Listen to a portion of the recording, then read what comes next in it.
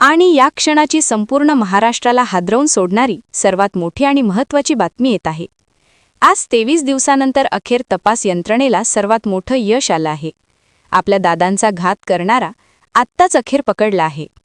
आत्ताच याला अटक करण्यात आली असून यांनी कशा प्रकारे सर्व कट रचला, यामध्ये अजून कोण सहभागी आहेत, यामध्ये अजून कोणते मोठे नेते सहभागी आहेत, कोणत्या पक्षाचे नेते सहभागी आहेत, याचा सुद्धा सर्वात मोठा धक्कादायक खुलासा यांनी केला आहे। या नेत्यांची नावे ऐकून तुमच्याही पायाखालची जमीन सरकेल, कारण की आपण या नेत्यांना चांगलं म्हणत होतो, चांगलं मानत होतो आणि या नेत्यांनी आपल्या दादांचा गेम केला।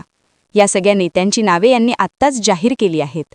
त्यामुळे तुम्हाला फक्त शेवटपर्यंत व्हिडिओ बघावा लागेल, कारण की शेवटी या सर्वांनी मिळून कशा प्रकारे सर्व कट रचला आणि कशा प्रकारे घातपात घडवून आणला, याची सर्व गुप्त माहिती आपण शेवट सांगणार आहेत।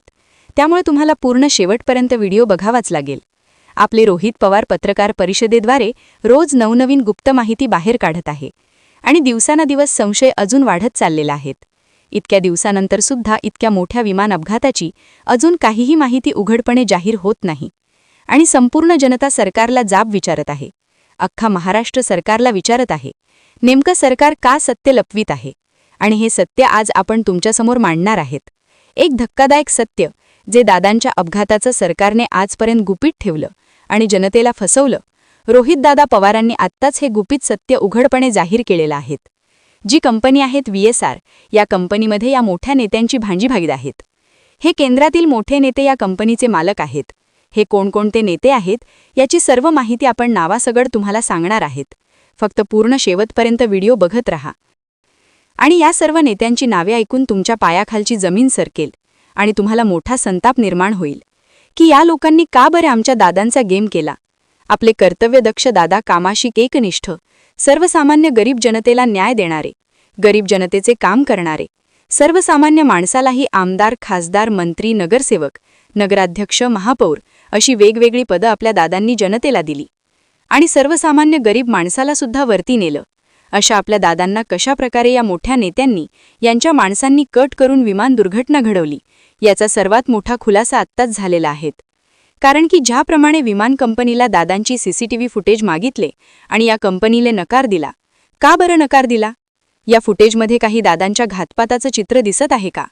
नेमकं काय आहेत याचा खुलासा झाला पाहिजेत आणि संपूर्ण महाराष्ट्र जाब विचारत आहे। नेमकं त्या दिवशी काय झालतं? शेवटच्या क्षणामध्ये दादांसोबत काय घडलं? कोणी काय केलं? याची सर्व गुप्त माहिती आत्ताच बाहेर आली असून ही माहिती ऐकून तुम्हालाही मोठा आश्चर्याचा धक्का बसेल।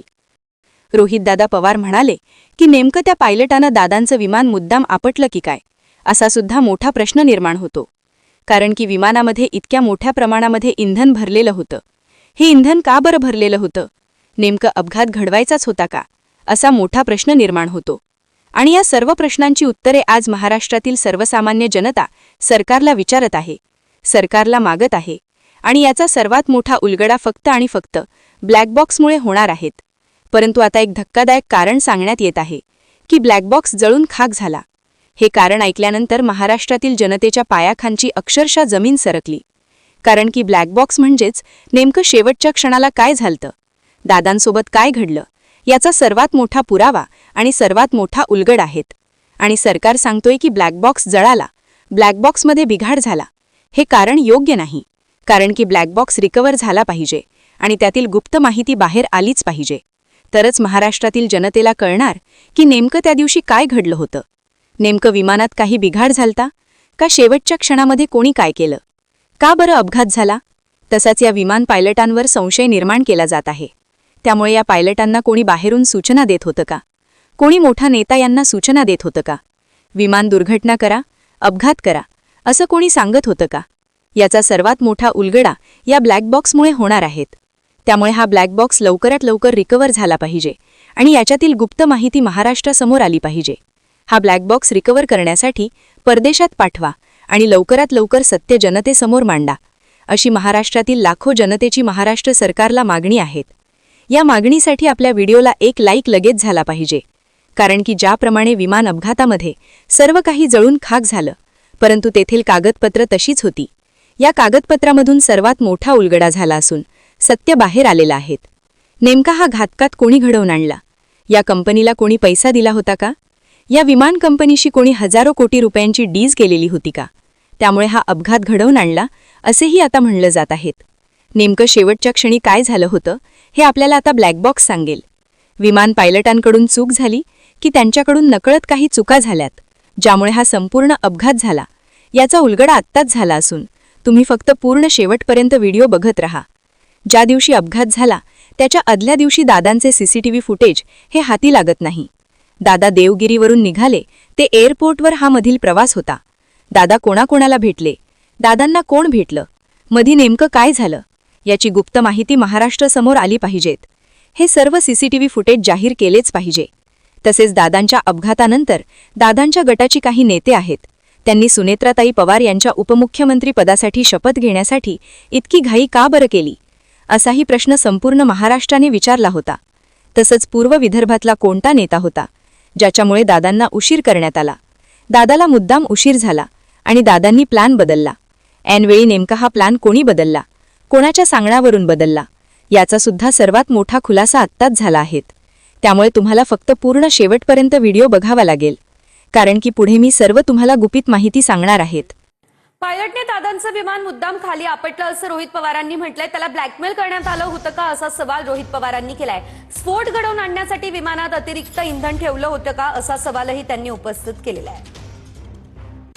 हे विमान जात असताना फुल टँक हे भरले होते, म्हणजे ते पूर्ण विमानचे जे पंखे असतात त्या पंख्यामध्ये जो टँक असतो तो फुल भरला होता.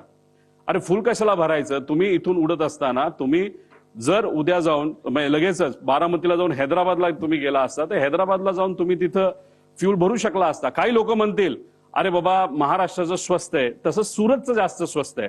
पण मग आता 3-3.5 हजार लिटर जर त्याच्यामध्ये फ्यूल बसत असेल तर त्याला 10 रुपयाचा फरक काढला तर 30-35 हजाराचा फरक पडतो, मोठा फरक होत नाही. त्यामुळे एवढं फ्यूल पंखात पण आणि आत पण असं आमचं मत आहे की हे एवढं घेऊन बारामतीच्या दिशेने जाण्याचं कारण काय? आणि जे मी पायलटच्या बाबतीत बोललो होतो की मुद्दामूनच कदाचित त्याचा वापर करून, पायलटचा वापर करून हा घातपात झाला असावा आणि त्या घातपातामध्ये फ्यूल जास्त असलं की मोठा स्फोट होईल हे कुठेतरी शंका लोकांच्या मनामध्ये, आमच्या मनामध्ये ती कुठेतरी खरी ठरताना आपण सर्वजण बघू शकतो. हा तसा या ईमेल प्रमाणे फ्लाईट प्लॅन आहे. महत्वाची बातमी, जयंत पाटलांच्या घरी विलिनीकरणासाठी 13 बैठका झाल्या. रोहित पवारांनी ही माहिती दिलेली आहे. विलिनीकरणानंतर खासदार अमोल कोल्हे प्रदेशाध्यक्ष झाले असते असं रोहित पवार म्हणाले आहेत.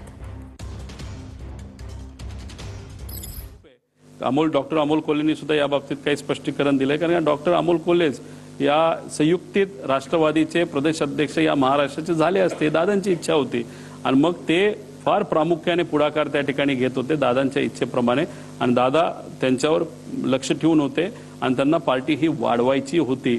त्यामुळे अमोल कोल्हेंनी सुद्धा या बाबतीत स्पष्टीकरण दिले, ताईंनी दिले, शशिकांत शिंदे साहेबांनी दिले. ज्यांच्या घरी या बैठका व्हायच्या 13 बैठका झालेल्या आहेत. सीसीटीव्ही कॅमेरा कुठून घ्यायचा हे तुम्हाला त्या ठिकाणी माहिती आहे. तुम्ही ट्रॅफिकचा घ्या नाहीतर मंत्री लोढा साहेबांच्या घराच्या समोरचा घ्या, तिथं दादा तुम्हाला 13 वेळा वेगवेगळ्या गाडीमध्ये, पण घर एक जयंत पाटील साहेबांचंच आणि जयंत पाटील साहेबांनी सुद्धा यात स्पष्टीकरण दिलेलं आहे. विलिनीकरण